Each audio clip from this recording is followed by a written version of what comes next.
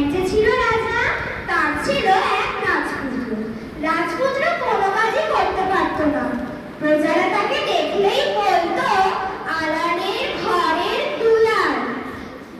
রাজামশাই একদিন তার রাজপুত্রকে ঠেলে শিকারে পাঠালো, কিন্তু রাজপুত্রের যা কাজ সাক্ষী গোপাল হয়ে বসে থাকতো। হঠাৎ কি হলো জানো?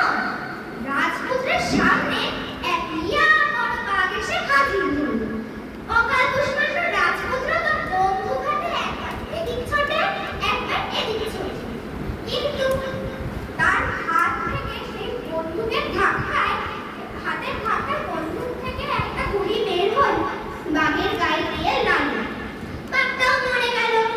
রাজপুত্র তো অঘটন ঘটন পটিয়সীর মতো কাজ করে বীর হয়ে গেল। এবং রাজার কাছে সেই খবর যেতে, বাঘ হত্যার খবর যেতে রাজামশাই শুনে আহ্লাদে আটখানা হয়ে গেল। এখানেই গল্পটা শেষ হলো।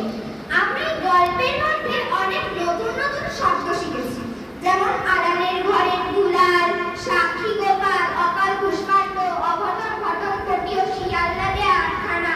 এইগুলোকে বলে বাগধারা। বাগধারা কাকে বলে? বাগধারা হলো এমন কিছু শব্দগুচ্ছ যা নিজের সাধারণ অর্থ প্রকাশ না করে একটি বিশেষ অর্থ প্রকাশ করে। যেমন আলানের ঘরের দুলাল শব্দটা শুনেই তোমাদের মনে হতে পারে আলান নামে এক লোক ছিল এবং দুলাল ছিল তার ছেলে, কিন্তু এটা না। এটা অর্থ হলো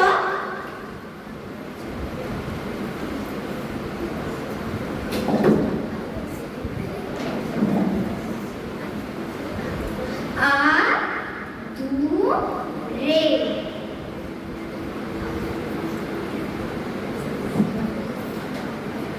তেমনি পরের নাম আছে সাক্ষী গোপাল, নিষ্ক্রিয় দর্শক, অকাল কুষ্মাণ্ড, অপদার্থ, অঘটন ঘটন পটিয়সী, অসাধ্য সাধনে পটু, আহ্লাদে আটখানা, অতিরিক্ত।